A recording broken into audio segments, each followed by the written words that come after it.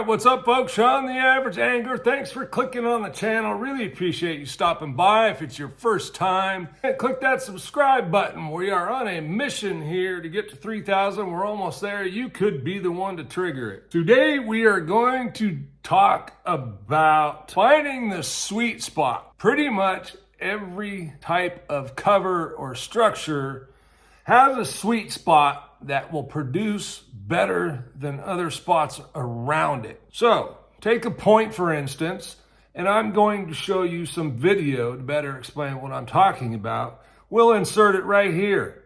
Okay, guys, here is let me get lined up here. Here's a pretty typical point in some ways. Not completely. In that one, yes, it's obvious there's a point here, but if you look at how it comes out into the water, and then it turns out here. So pretty typical in the aspect of we have shallower water on one side, we have deeper drops on the other. However, this curvature here that kicks it way out into the middle, essentially, of this bay, right? See the deepest water here, the end of this point here. Now I know this point, I fish it, and I also know some other things that we're gonna go over here. Determining a sweet spot. Now the sweet spot can change. A little later in the spring, it may be over on this side where you got some shallower water. They may come up right through here, and then boom, they're up in that 10 foot, and they're in the shallower water up here, and they can dive back in here to spawn. In the wintertime, like we have right now,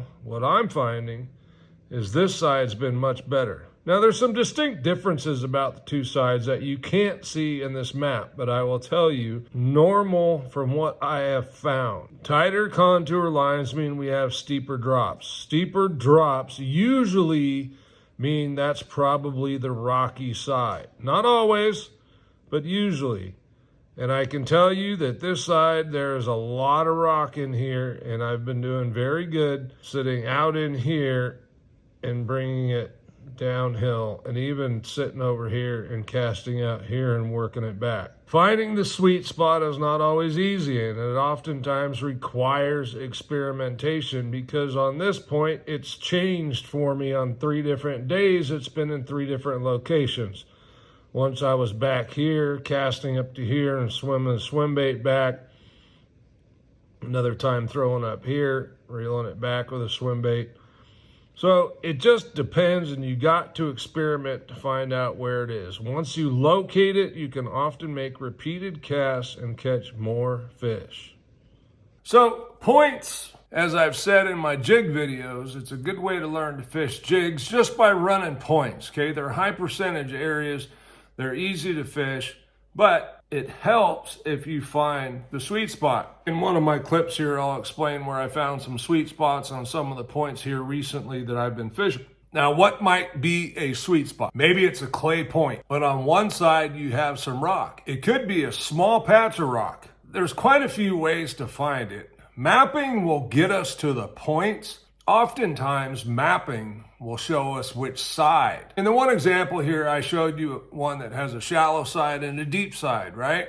Or a slower tapering versus steeper drop. Now, depending on the time of year, either one could be the sweet spot. You just got to keep the season that we're fishing in mind. So typically, winter or summer, it's probably going to be that steeper side where the fish can move up and down in the water column really quick and easy to get comfortable. In the spring and fall, it's probably more to that shallow side. They tend to like the flats. That shallow side is going to be more like a flat.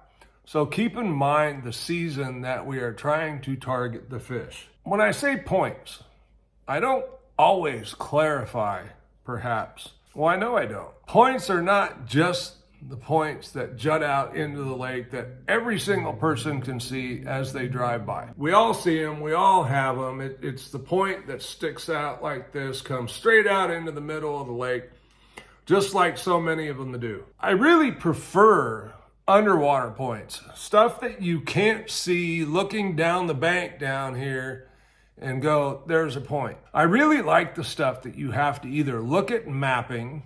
If you have good mapping, you can see it on there oftentimes. Humminbird, is what I have at my console. I only bought the Humminbird for the mapping. Okay, so that's one option. The other is to get out there and graph. The problem is that can take a long time sometimes, because a lot of times these underwater points, there may or may not be many of them in your lake. I don't know. Okay, so here's one that's a little different. This point is running parallel to the lake. And here you'll see we have a point that's kind of coming this way. Basically, we have a ditch right here. This point over here on the bank looks rocky, but it looks like in person it goes out this way. And this stuff may not be bad, but in the wintertime, I haven't been catching anything out this way. What I've found up here is there's some dead grass. As I near the edge, I will bump into some rock. And last week, I caught lots of fish working it down these rocks back towards over here where I had the boat. This was the sweet spot, okay, this area here. And I caught them all along this edge right here, and then coming along here. This time, it was a different bait. I was throwing a stupid tube. The stupid tube I like when I'm bringing it through grass that seems to be grabbing on to a lot of my other presentations, okay? And they've been eating it really, really well. In this case, the sweet spot was from here, casting to here, and then working it back. Now, I fan casted, up into here, back to here, and I caught them all along there, as long as it was working this way. And I would always bump into a small row or patch of rock. That was when I got bit. They weren't big patches. They were small patches. And if you went blowing through here and fished through here real fast, you'd probably never know it was there. Or if you fished it from the wrong angle, you may not get the same feel when hitting those rocks. So make casts from different angles, from different spots, and learn these things so that you know what's where. The old paper maps, and I actually pulled out my paper maps because I was going to use them to show you guys stuff, and man, I'll tell you, they are terrible. Because I know some of these areas that I had in mind that I was going to say, oh, I'll go to that point and then I can film it and show the guys what I'm talking about. They were absolutely terrible. They weren't even, some of them weren't even going in the right direction. Okay, so you hear me talk about hard spots all the time, and it doesn't necessarily have to be rock. I just find a lot of fish this time of year in rock. The other time hard spots are going to come into play could be the rest of the year, where you have hard spots around weeds where the weeds don't grow. Okay, we'll get into that in the springtime. So the other thing that can have a big impact on this is angles.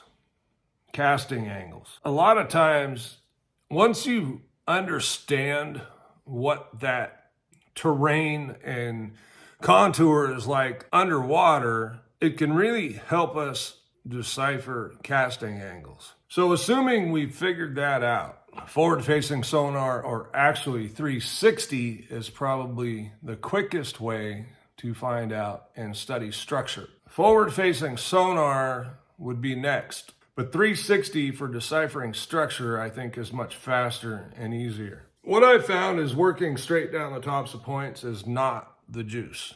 Okay, there's usually somewhere on the point, a smaller area that is the juice. Once we know where the juice is, we can start experimenting with casting angles. We could bring it across that juice sideways. We could bring it from top to bottom. We could bring it from bottom to top. Oftentimes what I find works, and you saw in the clip, other clip that I'll talk about here, casting across the point and bringing it back across.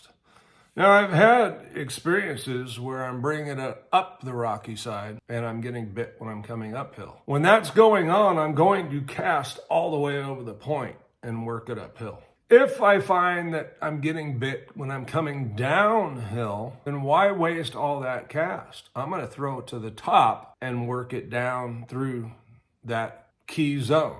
Now, casting angles. Casting angles matter a lot, and you will find this out pretty much on every bait you throw. But you'll hear swim bait fishermen talk about it a lot. Swim bait and glide baits. Okay, for some reason, they tend to pay more attention to casting angles. The average fisherman, me, a lot of times just gets up there and starts chucking that thing and isn't paying much attention to it, right? But if you start casting 90 degrees to the bank and then you just start pivoting and casting down and you find you get bit over here where you're, 20, 30 degrees out, well, maybe we need to start thinking about our casting angle. Maybe that's how the fish want it worked that day. These are all things to pay attention to. Now, as you learn to read structure at different times a year, you will start to pick up on different casting angles. It's part of putting a pattern together. And one thing that I've been doing with my crankbaiting is I've been throwing about a 20-degree angle towards the bank with the boat out in about 12 to 14 foot of water. It's been very productive. Wasn't productive this past week. I never got bit on the crankbait, but the previous weeks, they were chewing the paint off. Think about casting angles, and I'm gonna give you a little piece of juice. This will require a decent mapping unit, okay?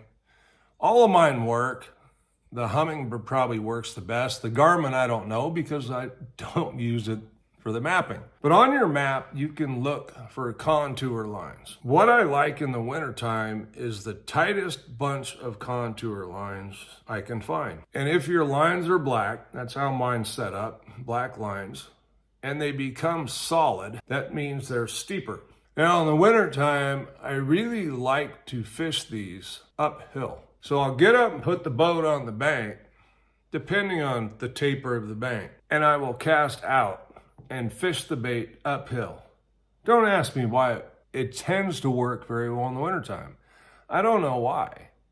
I just know it works because I've experimented with different things and tried different things out. Locating sweet spots, I wish there was a quick, easy answer to tell you. Summertime's easier when there's grass, right? You're looking for hard spots. You find these hard spots in the grass, it's much easier. You can see all that stuff with various different types of grass, forward facing, 360. Right now it's a little different, but as you start paying attention to this stuff and looking at the fish on the graph, take a mental note, and in years to come, you will start to realize, based on how those fish are positioned, which way to approach them. Just because we see them doesn't mean that's the best place to cast from. So before you make a cast, think about your angles based on where they're positioned and is that the best angle. If you get one cast, think about it that way. If you can only make one cast to these fish, where do you want to do it from? I think that'll go a long ways in helping you, all right? Catch more fish. All right, you guys, thanks for watching. Leave a comment down below if you enjoyed the content. Like and subscribe. You know how we do it. Thanks for watching. Sean, the Average Angler, we out.